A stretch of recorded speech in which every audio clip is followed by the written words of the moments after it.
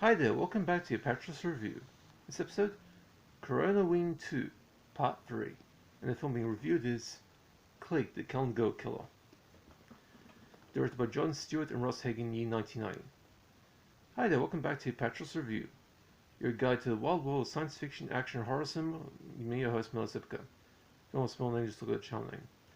Now in this episode, this is basically Part 3 of Coronaween 2. And which is essentially a Halloween that's taking place in the coronavirus pandemic for you future viewers out there. Now I've got two more parts to this Coronaween 2 coming up, which will be special, and I'll do them later today. Anyway, now in this episode we take a look at Click, the Calendar Killer, which is a 1990 theatrical film. It looks direct-to-video, but it wasn't. This premiered in the US on the 1st of March 1990. Now this disc, this is a film-only review, but this disc is a cheap $2 DVD from Payless Entertainment. And that's what it looks like. It's one of the earliest releases. This is a very old disc. This pretty much could be pushing maybe about 20 years. Maybe more, this disc could be more than 20 years old. And in America, it is available in various of those Mill Creek multipacks. And pretty much in Australia, this disc is, all I can say is that it's got no supplement, 133 aspect ratio, stereo sound. The menu, like once the disc starts, the menu starts for a few seconds and then it pretty much plays a movie. And once the film ends, the disc ends, on most plays. And there's no supplement, not even a trailer. Now, the film was directed by Jon Stewart and Ross Hagen. Stewart was a former stuntman, and Ross Hagen was a classic B and Z movie actor. And he plays the lead in this also, in addition to writing parts of the script. His performance in this film is definitely something, that's for sure. Anyway, one of the very last films made by long-running drive-in schlock studio Crown International, right before they called it a day at the start of the 1990s. The rising direct-to-video market killed both Crown's business models, servicing drive-in cinemas, and the legendary Italian exploitation industry as well, thanks to the rising big chain video stores like Blockbuster, and its habit of clearing entire shelves of independent B-grade and foreign videos, in favor of stacking multiple copies of the latest Hollywood releases, and only the direct-to-video cowboys at the time could keep up with demand by their production methods. Click, the Calendar Killer, was a troubled production to say the least. While the exact trouble is infinitely difficult to pin down conclusively, a persistent online rumor claims that because the production was non-union, the Screen Actors Guild pulled all of its member actors in the production out halfway through the shoot, forcing the production to recast several actors and simply drop several characters, prompting a rewrite of the script. Which explains why at first glance a trashy drama about a model who signs up with a photographer known for his violent fashion shoots devolves into an even trashier, cheap slasher movie. You can tell this by the fact the first killing doesn't start until roughly the 50-minute mark, in a roughly 88-minute film.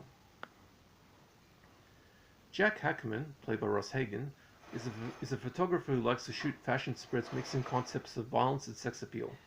After doing a shoot for a top fashion model who wants to try a hand at this kind of thing, Jack recruits a bunch of models and effects crew to do a calendar shoot at a closed set at a remote ranch called Deadly Weapons, where the models play out various violent scenarios. The calendar destined for the under-the-counter trade for lawyers and politicians. But somebody dressed as the world's burliest coronavirus frontline worker in a bad wig begins stalking the shoot, killing the models one by one.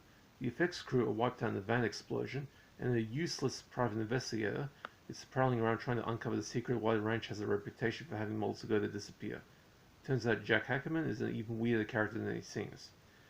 Due to the shift in production and the 6 writers and 2 directors involved, and like I said, stuntman Jon Stewart and star Ross Hagen, the latter a veteran in several Fred Allen Ray B movies and various other Z movies did directing chores, it is hard to tell who did what, thus making it difficult to assign blame for various problems. The photography looks extremely uneven, with some shots looking competent while other shots look downright amateurish. And by the way, there are like 2 directors of photography for this one too. The story changes tone from being an edgy drama to being a bad attempt at end-period 1980s slasher flick. As I said before, the first killing doesn't occur until the 15-minute mark in a roughly 88-minute movie, which makes sitting through the first hour a chore for slasher fans wanting to see the goodies. Even then, the killings are shot virtually bloodless.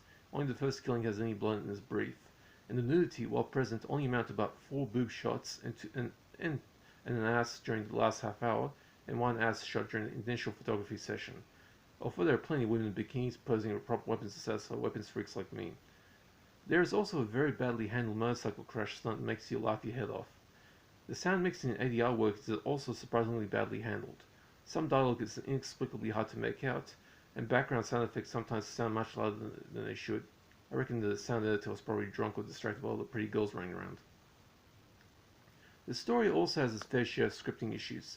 The identity of the killer, while a reasonable surprise to the unwary, it doesn't exactly make sense when you stop to think about it, even less said killer's motivation. The film seems to want to say that the killer is obsessed with sexual repression thanks to being abused by a sociopathic female nurse who looked after him when he was a young orphan, thus making the point that domineering foster carers who treat their charges as strict institutional sexual guilt tends to breed psychopaths. Truth be told, a decent concept, and a surprisingly relevant one given all the pederast clergy prowling the Vatican in the past few decades.